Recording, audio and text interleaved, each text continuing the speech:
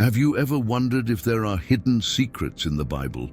Mysteries so profound that only a few truly understand them. Truths that have been lost in time, but hold the power to transform our perception of the spiritual realm. What if I told you that an ancient forbidden story exists, a secret concealed for centuries, that reveals the exact moment when angels defied divine law? A moment when they crossed an irreversible line and gave birth to a race of giants doomed for destruction. But it doesn't stop there. What if those same angels are still influencing humanity today? This isn't just speculation. The Bible itself hints at this hidden truth, and ancient texts confirm it. The events of Noah's time were far more than a mere judgment upon humanity. They marked an unseen war between divine justice and celestial rebellion. Today, you are about to uncover a secret that could reshape your faith and open your eyes to a reality few dare to explore.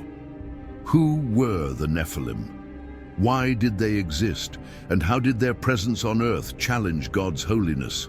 Even more chilling, have they truly disappeared, or do they still hold power over the world? Jesus left us a clue. As it was in the days of Noah, so it will be at the coming of the Son of Man. Matthew 24:37. Could history be repeating itself right now? What does this revelation mean for us? Prepare yourself. The answers you're about to discover might change everything you thought you knew about spiritual warfare. The rebellion of the Watchers. Since the beginning of time, God established order in the spiritual world. Each being had a role, a divine purpose. Angels were meant to be messengers, protectors and warriors in service to the Almighty.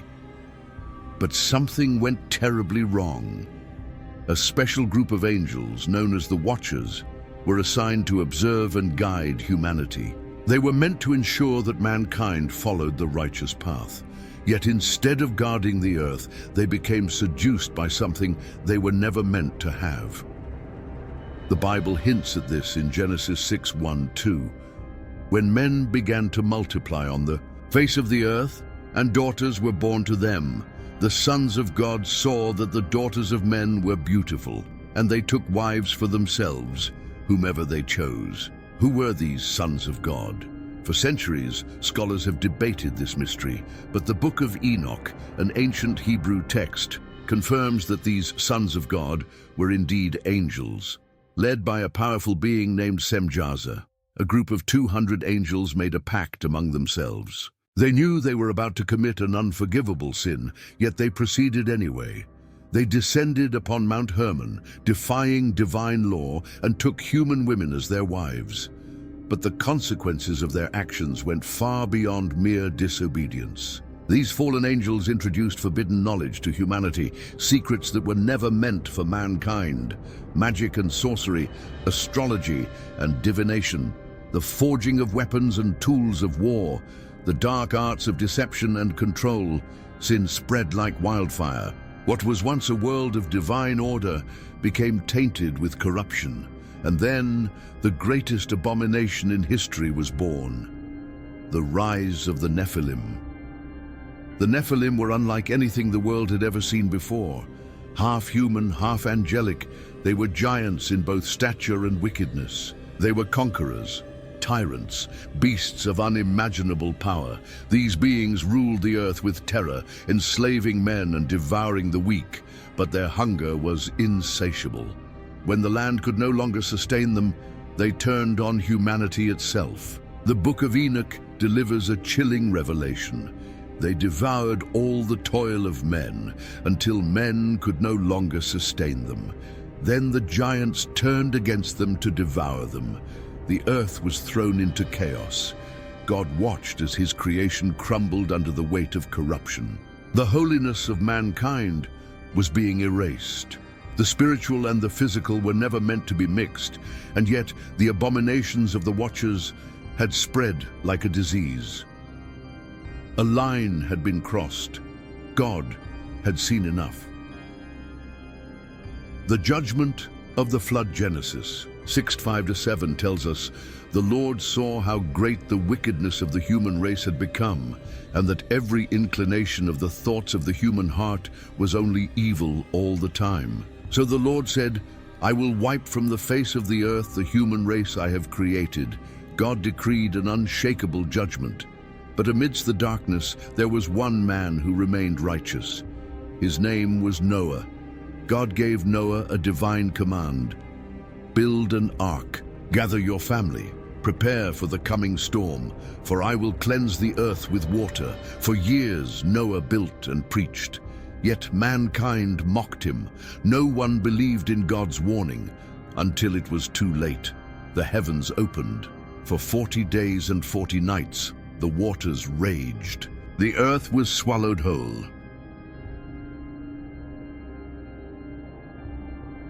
The Nephilim, the wicked civilizations, the fallen angels' offspring, erased. Justice had been served, or had it? Because here lies a chilling mystery. If the Nephilim were destroyed in the flood, then why does the Bible speak of giants after the flood? The spirits of the Nephilim.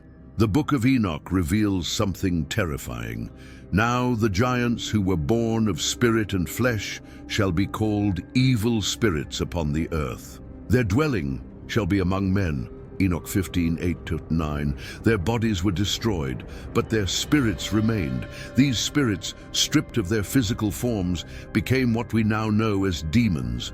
They wander the earth, seeking human vessels to possess, desperate to continue their work of corruption. And here is the most disturbing truth of all. When Jesus cast out demons in the New Testament, they begged him not to send them into the abyss. Why? Because they knew their fate. They knew that their time was short, and they knew they were not finished. The giants after the flood. A second invasion. The flood was meant to be the end of the Nephilim. The earth was cleansed, and the fallen angels who fathered them were imprisoned in chains, awaiting divine judgment. Yet something strange happened. In the generations after Noah, the Bible records the presence of giants once again. Numbers 13:33 states, "We also saw the Nephilim there. The descendants of Anak come from the Nephilim. We seemed like grasshoppers in our own eyes, and we looked the same to them." How could this be? If the flood wiped them out, how did they return?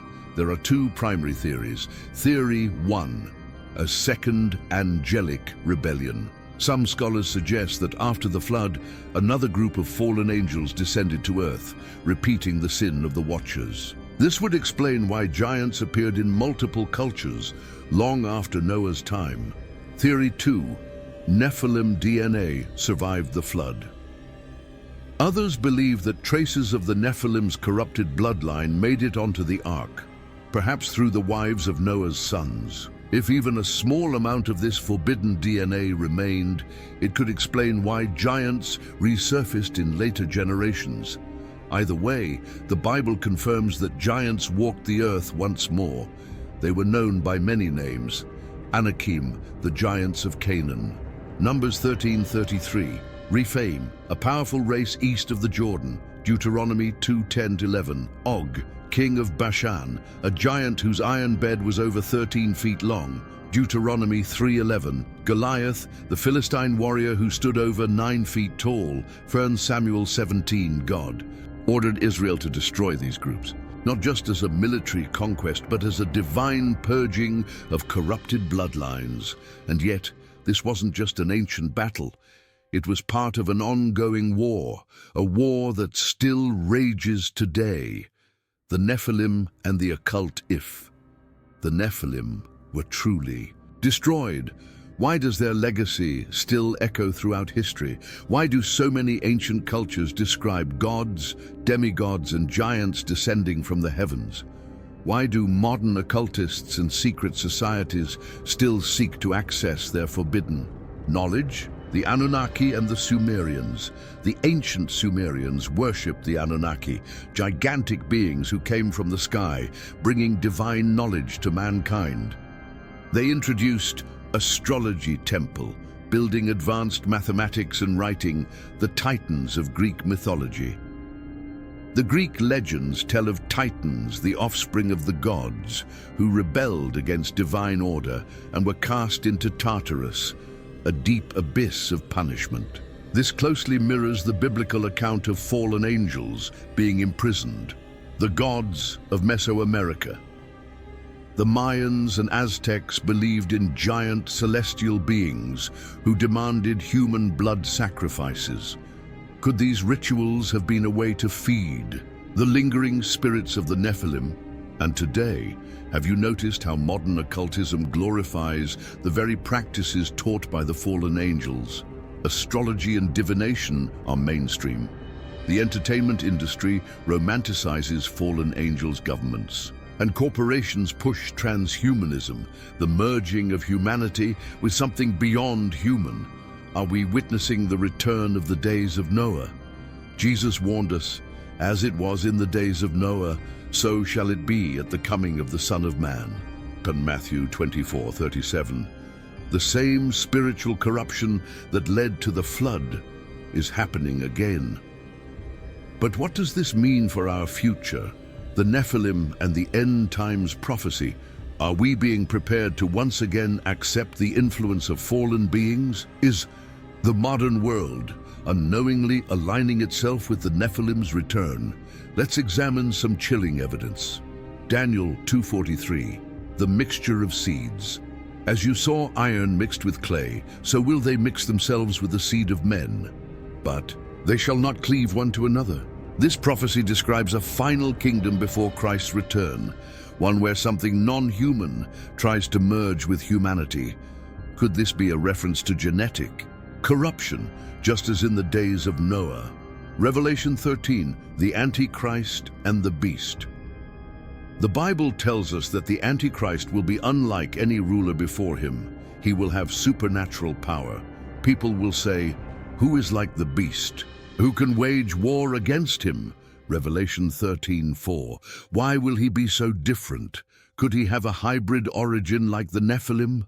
Modern science and genetic manipulation.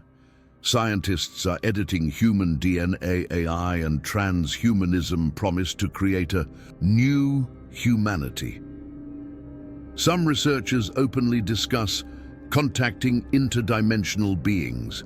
Doesn't this sound exactly like the Watchers corrupting humanity before the flood? Is this prophecy unfolding right before our eyes? The ultimate spiritual battle. If we are living in the days of Noah, what does this mean for believers? It means we must be spiritually prepared for what is coming. Ephesians 6:12, the true war. For we do not wrestle against flesh and blood, but against principalities, against powers, against the rulers of the darkness of this world, against spiritual wickedness in high places. This is not a physical war. It is a spiritual war.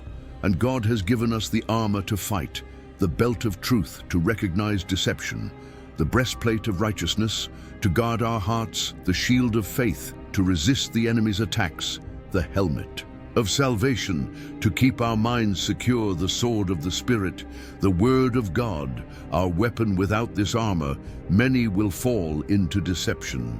The final victory, despite the power of darkness, one truth remains. Christ has already won the war. Romans 16:20. The God of peace will soon crush Satan under your feet. The fallen angels, the Nephilim, the demons, the Antichrist, all will be defeated. Revelation 3:21. To the one who overcomes, I will grant to sit with me on my throne, just as I overcame and sat down with my Father on his throne. This is our inheritance. This is our victory. But we must choose. Will we stand with Christ or fall into deception? Take action now. 1. Share this message. Someone needs to hear it. 2. Subscribe for more revelations. Stay prepared for what's coming. 3. Pray and seek God's wisdom, because the battle is real and the time is short. The days of Noah are here. Are you ready?